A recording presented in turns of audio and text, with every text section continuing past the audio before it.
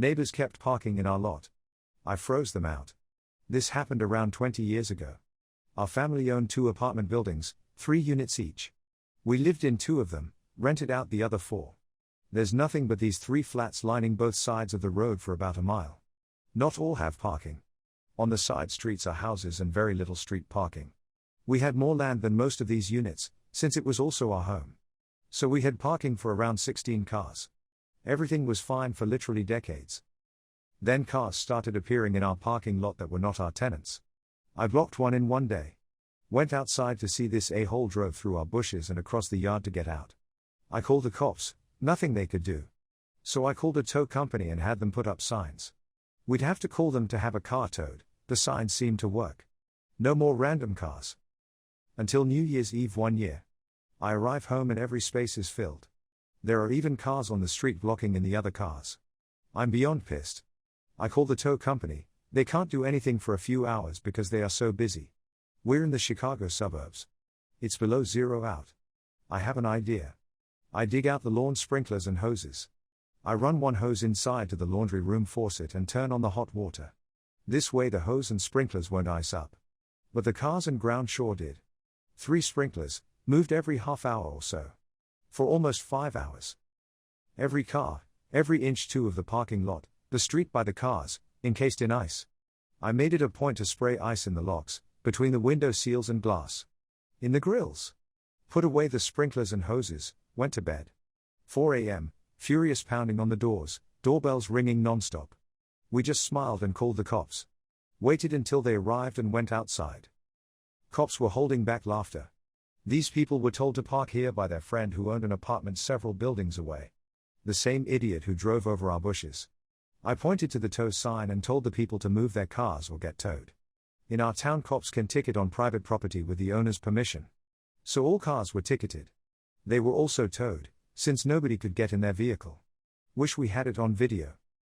20 years ago was 2002 for anyone who forgets. That's both evil and bloody hilarious. I wish there were photos. As someone who understands Chicago parking and winters, this is amazing. I love you, bud, but I'm cutting your throat. I'm a millwright who specializes in rebuilding natural gas turbines. I run with a very top caliber crew where everyone has a role to fill. My role is overseeing anything that's lifted with a crane. My technical title is rigger. If a load falls, it's my fault. If someone gets hurt while I'm in control of a lift, it's my fault. If equipment is damaged while I'm in control of a lift, it's my fault. The incident in question happened about 2 years ago, but we'll need to go back a couple years farther to get the backstory. I was a fresh member of the crew and had demonstrated competency in rigging, so after roughly 6 months with this group, my superintendent put me in charge of all rigging. I wasn't the fastest rigger, but I was safety focused and insisted on doing it right every time, even if it took a little longer.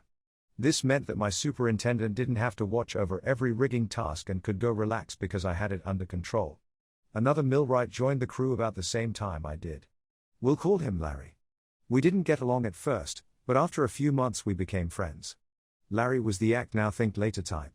Much like the superintendent I travel under. Larry was prone to making mistakes because of that attitude, but he was very fast and worked like a mule at all times, and I respected that. He wasn't especially skilled in any one area, so he had no special position. That meant sometimes he'd get put on less glamorous work, and I soon learned he was very jealous of my position as the rigger. At times, he would make comments like "I'm gonna take your job." Not in getting me fired, but bumping me down a rung and him taking my spot as rigger. He come up behind me while I was looking over my checklist to point out something I may not have checked yet. If supervision was near, he'd make sure he was heard. At this point I should mention this. I stick out like a sore thumb on this crew. I was raised in a very strict Christian cult, but in my mid-20s I realized what was going on and left, at great cost. Losing my family and friends because of strict shunning rules the cult practices. Some of the stricter things stuck with me. Like I've never been intoxicated. I don't use tobacco. No recreational drugs. I speak professionally, without slang or colloquialisms for the most part. These traits stick out from a crew of men that travel the road and work in harsh environments away from home for months on end. But Larry, he fits right in. Larry quickly became the superintendent's puppy. Bringing him gifts of his favorite alcohol, staying out late after work with him, even rooming with him on the road. I, on the other hand, leave work, hit the gym, cook my food for the next day, and make sure I get at least 6 hours of sleep so I can perform the next day. I realize that puts me at a disadvantage socially in the workplace, but I prefer to let my work speak for itself. Anyways. Fast forward about 18 months. We're starting a project just before COVID hits. About 2 weeks into the job, I have to attend a mandatory class through my union. It's a 40-hour class and in a different state, so I'll be gone for pretty much an entire week with travel time. I get permission from supervision and leave, with Larry rigging in my absence. A few days later, I'm laying in bed stressing out about the final test I have to take the next morning. If the test isn't passed, the entire week is wasted. I always psych myself out before a test, but in reality, I don't have anything to worry about as I'm a good student and test well. My phone goes off. It's a text from Larry. "I love you, bud, but I'm cutting your throat." I reply, "What are you talking about? When you get back, I'll be the rigger. You can do the shit work from now on." I'm not proud of the response I came back with, but it's how I truly felt in the moment. Be careful about cutting the throat of someone smarter than you. I'm far from the smartest person you'll ever meet, but I do enjoy reading, studying, and learning. And being smarter than Larry wasn't an accomplishment by any stretch of the imagination. The next morning I passed the test and headed back to the job, where Larry had in fact usurped my position as rigger, and was lording it over me as I went about doing the tasks he normally would do. To be completely honest, it was kind of like a vacation at first. Get paid nearly $40 an hour to clean parts or torque flanges with no stress? Sign me up. But I was upset. I was upset because I knew I did my job better than he would. I knew that he got along better with the superintendent because of their similar personalities, but I didn't feel that I should lose my position simply because Larry had more in common with our superintendent than I did. Regardless of that, I was now dealt these cards, and I had to play them. Just 3 days after I got back from class though, the job was shut down. COVID-19 was just now sweeping the country. Out of an abundance of caution, the plant shut the project down until further notice.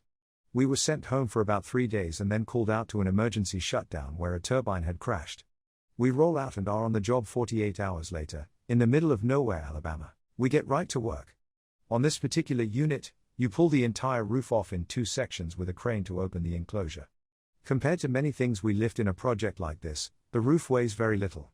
The turbine rotor may weight over 100,000 pounds, but the roof usually weighs around 7,000 pounds lightweight.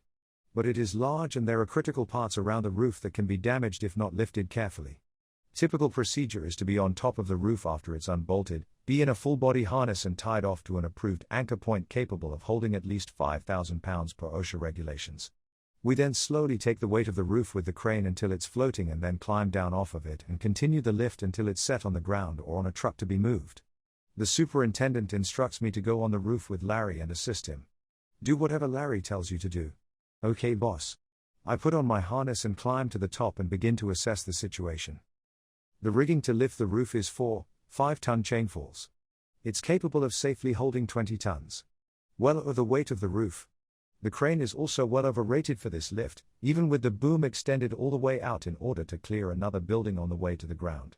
Larry has it all rigged up, but no tension on the wire rope slings. And then I notice his crucial mistake. He has forgot to account for boom deflection. When a crane takes the weight of a load, the boom flexes down.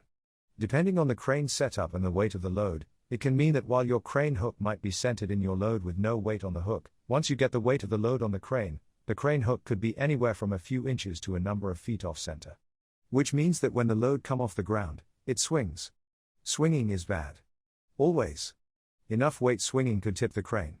Crash into equipment. Crash into a person. It's very dangerous. At this point, I start calculating. Is this weight enough, even swinging, to tip this crane? No. Not even close. Is it enough to break a chainfall? No. Not even close. Are there any people working around us that could get hurt? Nope. It's just us. Is there any equipment that could be damaged if it swings? Yes. An electrical control panel, which has all power killed to it and has been disconnected, is in the swing path. I decide to let Larry hang himself. He looks at me and asks what I think. I tell him this is your show, boss. He asks what I mean. I look him in the eye and draw my finger across my throat. He gets nervous because he knows exactly what I mean. Starts double-checking everything. He still doesn't notice the boom deflection. After a couple minutes, He decides I must be talking out of my ass and proceeds with the lift. I stop him, and remind him to tie off with his harness. He doesn't realize it, but we're about to go for a ride. Generally, when I'm rigging, I first find out what the thing I'm rigging to weighs. It's a vital piece of information. If I know what it weighs, I can have the crane operator track how much weight he has on the crane, and I'll be able to know when the object should start to pick up. If we get to over 10% more than the object should weigh, there may be something stopping it from moving and we need to stop and reassess the situation. Rigging could fail, the object you're lifting could jump into the sky, all kinds of mayhem may ensue if a hidden bolt holding something together breaks because you used too much force to lift it. I ask Larry if he knows how much the roof weighs. He doesn't. I do, but don't tell him. He starts signaling the crane to slowly hoist up. The operator complies and starts lifting. I'm watching the boom get pulled more and more off center. We're probably 2 feet from the center of the load at this point, meaning a swing that could travel nearly 4 feet. I stop Larry and ask him to see how much weight is on the crane. 11,000 pounds, 4,000 more than what it should weigh. This roof is in a bind because we're not picking it straight up, but at an angle. It's either not going to move, or we're about to fly. I brace myself. Hoist up, slowly, Larry calls over the radio. Boom. The whole roof shoots a good 2 feet into the air, and swings wildly towards the control panel. Larry and I are riding it like pirates in the crow's nest in a hurricane. We crash into the control panel, bending it over at a 45-degree angle, destroying most of its components. People start pouring out of the nearby trailers to see what the commotion is all about. The crane operator is yelling over the radio asking what the hell just happened. I'm smiling. Larry is shaking. He sees me smiling and knows that I knew. We get the roof set on the ground and are met by our superintendent. He's chewing Larry's ass hard. He gets to me and asks why I let it happen. I just say I just did what Larry told me to do. The superintendent is no dummy. He's seen a thing or two and knows exactly what went down. Larry is demoted and I'm reinstalled as rigger immediately. And a few shifts later it's all smoothed over. Larry and I are actually good friends now. We've been through a lot together and have each other's backs these days. He's now the foreman on our crew, and lets me do my thing. Failing your way to the top is still a valid way of progressing in my field. But I'm happy for him. He's actually good at it. And I guess that's all there is to say about that. The balls to know the ride is coming and just full fucking sending that shit. I applaud your efforts. This is perhaps the most well-written revenge story ever. Well done, Op. The whole roof shoots a good 2 feet into the air, and swings wildly towards the control panel. Larry and I are riding it like pirates in the crow's nest in a hurricane. I have no idea why, but I absolutely love this part. Hey. I love you. Thanks for watching. I hoped you enjoyed this Reddit audio story. It would mean a lot to me if you could like and subscribe, or better yet, leave a comment about one of the stories. Thanks, and I hope you have a wonderfully fantastic day. XOXO.